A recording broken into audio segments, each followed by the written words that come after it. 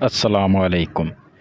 کہتے ہیں ایران کے ایک مشہور بادشاہ نوشیروان، جو اپنے عدل و انصاف کے باعث نوشیروان عادل کہلاتا تھا، ایک بار شکار کے لیے گیا۔ شکارگاہ میں اس کے لیے کباب تیار کیے جا رہے تھے کہ اتفاق سے نمک ختم ہو گیا۔ شاہی باورچی نے ایک غلام سے کہا، قریب کی بستی میں جا اور وہاں سے نمک لے آ۔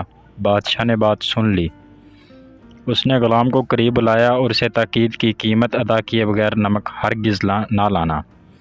غلام بولا، حضور والا، ایک ذرا سے نمک کی کیا بات ہے؟ کسی سے مفت لے لوں گا تو کیا فرق پڑے گا؟ نوشیروان نے کہا، ضرور فرق پڑے گا۔ یاد رکھو، ہر برائی ابتدا میں ایسی ہی معمولی دکھائی دیتی ہے، لیکن پھر وہ بڑھتے بڑھتے اتنی بڑی بن جاتی ہے کہ اسے مٹانا آسان نہیں ہوتا۔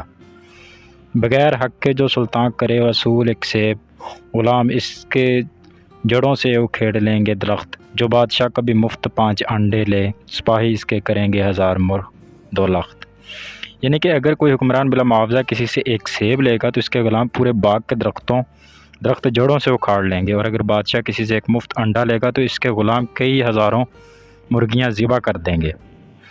سبق: حضرت سعدی نے اس حکایت میں یہ درس دیا ہے کہ کسی بھی برائی کو معمولی خیال نہیں کرنا چاہیے۔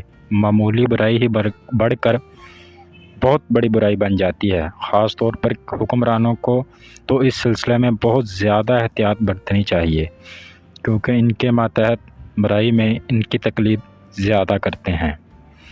دوستو، ایسے ہی مزید ویڈیوز کے لیے میرے چینل کو سبسکرائب کریں اور میری ویڈیو کو لائک کریں۔ ویڈیو دیکھنے کا شکریہ۔ اللہ تعالیٰ آپ سب کا حامی و ناصر ہو۔ اللہ حافظ۔